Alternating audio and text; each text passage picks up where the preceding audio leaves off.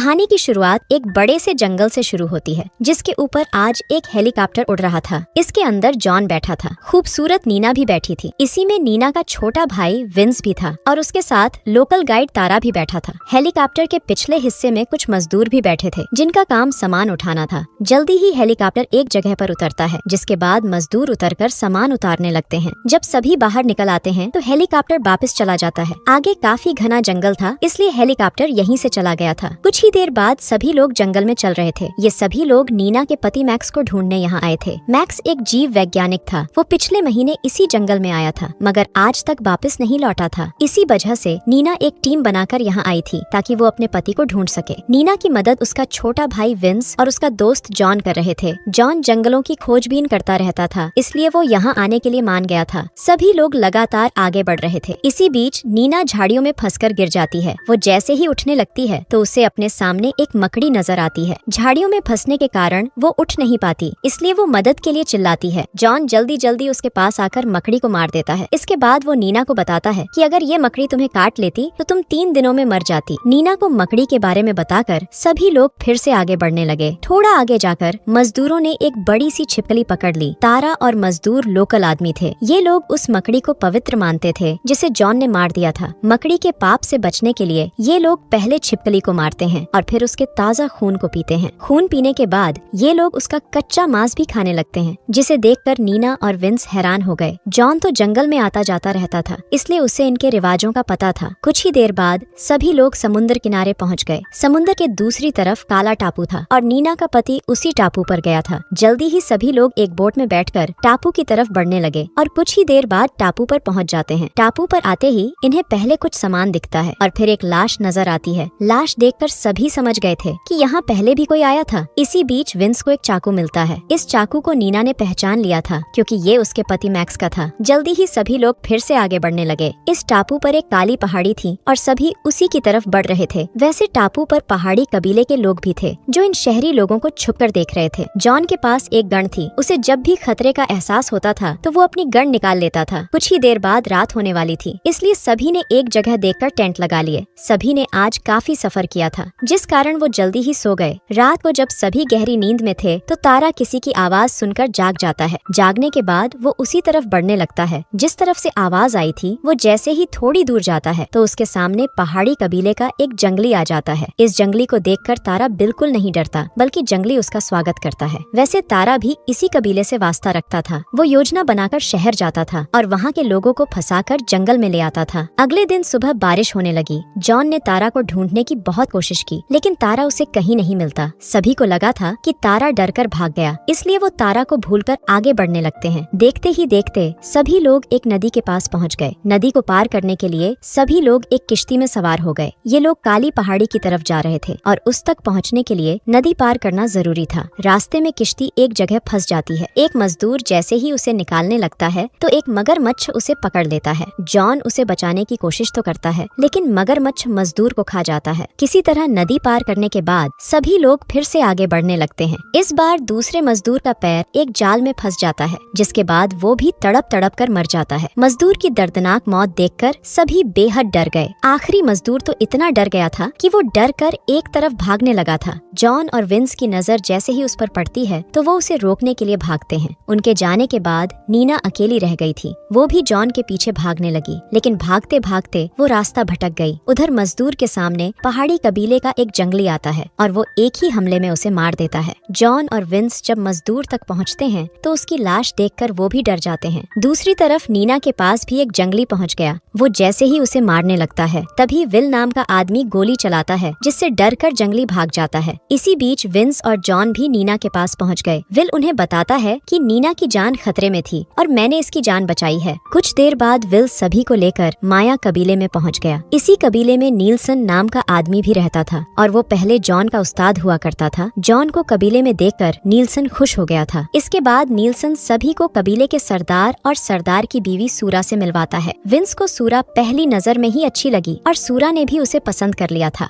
Will Nielsen को बताता है कि नीना की टीम भूखी प्यासी थी, इसलिए उन्हें यहाँ लाया गया। नीलसन सभी को विल के बारे में बताता है कि विल एक डॉक्टर है और वो उसके साथ ही यहाँ आया था। एक दूसरे को जानने के बाद सभी लोग खाना खाने लगे। नीलसन को बता दिया था कि नीना अपने पति को ढूंढने काली पहाड़ी में जाना चाहती है। नीलसन सभी को बताता है कि काली पहाड़ी के पास ही पहाड़ी कबीला रहता है। पहाड़ी कबीले वाले हवस के प्यासे और आदमखोर भी हैं, मगर नीना हर हाल में काली पहाड़ी जाना चाहती थी, इसलिए वो उनकी बातों पर ज्यादा ध्यान नहीं देती। कुछ देर बाद रात हो गई और कबीले में जश्न शुरू हो गया। ये जश्न नीना की टीम के स्वागत में मनाया जा रहा था। इसी बीच सूरा विंस के पास आती है और अपने कपड़े उतार कर उसका पानी निकालने लगती है। सूरा के पीछे पीछे सरदार भी विंस तक पहुंच गया। वो जब अपनी बीवी की गुफा में विंस का डंडा देखता है तो वो टूट जाता है। इसी बीच पहाड़ी कबीले के कुछ जंगली भी माया कबीले में आ गए थे। वो विंस को मारने के चक्कर में सूरा को मारकर भागते हैं। जॉन ने उन्हें भागते हुए देख लिया था, इसलिए वो उनके पीछे लग जाता है। जंगली भागने में काफी तेज थे, जिस कारण वो जॉन से काफी दूर निकल गए थे। जॉन की आंखें जंगलियों को तो नहीं देख पाती, लेकिन उसे सरदार की लाश नजर आ जाती है। सूरा ने सरदार को धोखा दिया था, इसलिए सरदार ने दुखी होकर अपनी जान दे दी थी। सरदार की लाश देखकर जॉन बुत सा बन गया और तभी एक नकाबपोश जंगली उसकी टांग पर हमला करता है। उससे पहले कि वो दूसरा हमला करता, जॉन गोलियां चलाकर उसे जान से मार देता है। जंगली की मौत के बाद जब जॉन उसका नकाब हटाता है तो नकाब के पीछे उसे तारा का चेहरा नजर आता है। जॉन समझ गया था कि तारा पहाड़ी कबीले से वास्ता रखता था और वो उन्हें धोखा दे रहा था। अगले दिन नीलसन गुस्से में आकर नीना, विंस और जॉन को बुरा भला कहने लगता है। वो उनसे कहता है कि सालों तुम लोग मनहूस हो। माया कबीले में आज तक किसी का कत्ल नहीं हुआ था, लेकिन तुम लोगों के आते ही यहाँ खून खराबा हो गया। नीलसन तीनों पर गुस्सा उतारकर उन्हें कबीले से निकाल देता है। थोड़ी देर बाद नीना की टीम काली पहाड़ी की तरफ बढ़ रही थी। विल ने माया कबीला छोड़कर नीना की मदद करने का फैसला कर लिया था, इसलिए वो नीना की टीम का हिस्सा बन गया था। ये लोग अब एक नदी को पार कर रहे थे। नदी को पार करने के बाद ये लोग पैदल ही चलने लगे। काली पहाड़ी एक झरने के ऊपर थी। उस तक पहुँचने के लिए ये लोग झरने पर चढ़ने लगे। सभी लोग धीरे धीरे ऊपर चढ़ ही रहे थे कि इसी बीच जॉन का पैर फिसल जाता है और वो नीचे गिरकर मारा जाता है। जॉन की मौत के बाद अब सिर्फ 3 ही लोग बचे थे और तीनों काली पहाड़ी की तरफ जा रहे थे। थोड़ी ही देर बाद तीनों काली पहाड़ी में पहुंच जाते हैं। पहाड़ी में आते ही विंस एक मशीन से कुछ ढूंढने लगा। जल्दी ही उसे और नीना को पता चल जाता है कि इस पहाड़ी में बहुत सारा सोना छुपा है। नीना यहाँ अपने पति को ढूंढने नहीं आई थी, बल्कि सोने के लिए आई थी। विल को जब नीना की सच्चाई पता चलती है तो वो बहुत हैरान होता है। नीना और विंस का काम हो चुका था, इसलिए उन्होंने विंस को मारने का फैसला कर लिया था। विंस जैसे ही उसे मारने की कोशिश करता है, तभी उस पर हमला होता है। ये हमला पहाड़ी कबीले के जंगलियों ने किया था, जिस कारण विंस मर चुका था। इन लोगों ने विल और नीना को घेर लिया था। जल्दी ही ये लोग विंस की लाश, नीना और विल को कैदी बनाकर अपने कबीले की तरफ बढ़ने लगे। कुछ ही देर बाद सभी कबीले में पहुंच गए। कबीले का सरदार नीना के पास आता है और फिर उसे एक तस्वीर दिखाता है। तस्वीर में नीना और उसका पति मैक्स थे। कबीले वालों ने मैक्स को अपना देवता बनाया था, मगर उसकी मौत के कारण वो अब नीना को अपनी देवी बनाना चाहते थे। ये लोग नीना को मैक्स की लाश भी दिखाते हैं। मैक्स बीमारी के कारण मरा था। नीना ने रिंग देखकर पहचान लिया था कि ये लाश उसके पति की ही है। कुछ देर बाद कबीले वाले विंस की लाश नोचने लगे। इन्होंने विल को बांध लिया था, जबकि नीना को देवी बनाने की तैयारी होने लगी थी। जल्दी ही नीना को तैयार कर सभी के सामने लाया जाता है। सरदार उसे विंस का दिल खाने को कहता है ताकि वो उनकी देवी बन सके। नीना उसकी बात मानकर अपने ही भाई का दिल खा जाती है। दिल खाते ही वो उस कबीले की देवी बन जाती है, जिसे लोग आदमखोर कबीला कहते थे। इस कबीले के लोग 2 ही काम करते थे। एक काम इंसानों का मांस खाना और दूसरा काम अपना पानी निकालना। नीना को देवी बनाकर ये लोग उसे लकड़ियों से बांध देते हैं ताकि उनकी देवी कहीं भाग ना जाए। कुछ देर बाद जब सभी जंगली सो रहे थे तो एक ठरकी जंगली नीना के पास आता है। वो नीना के हाथ पैर खोलता है। इसके बाद वो जैसे ही उसकी गुफा में डंडा डालने लगा तो नीना की चीखें सुनकर कई जंगली आ जाते हैं। वो पहले जंगली को पकड़ते हैं और फिर नीना को बांधते हैं। ठरकी जंगली को जब सरदार के पास लाया जाता है तो सरदार गुस्से में आकर उसका डंडा ही काट देता है। इसके बाद सरदार ठरकी जंगली को नीना के पास लाता है। वो नीना को एक हथियार देता है ताकि नीना उसे सजा दे सके, मगर नीना सरदार पर हमला कर उसे ही मार देती है। कबीले वाले नीना को तो मार नहीं सकते थे, इसलिए वो उसे नई जगह पर बांध देते हैं। थोड़ी देर बाद जब फिर से सभी सो गए तो एक छोटू विल के पास आकर उस पर छोटे छोटे हमले करने लगा। वो विल को परेशान करना चाहता था, मगर जब विल उस पर लात मारता है तो छोटू नीचे गिरकर मर जाता है। इसके साथ ही विल के हाथ छोटू का हथियार भी लग जाता है, जिसकी मदद से वो अपने आप को खोल लेता है। पूरा कबीला गहरी नींद में था। इसी का फायदा उठाकर विल नीना के पास आता है और उसके भी हाथ खोल देता है। कहानी के आखिर में दोनों किसी तरह काली पहाड़ी से भाग जाते हैं और दोनों की जान बच जाती है।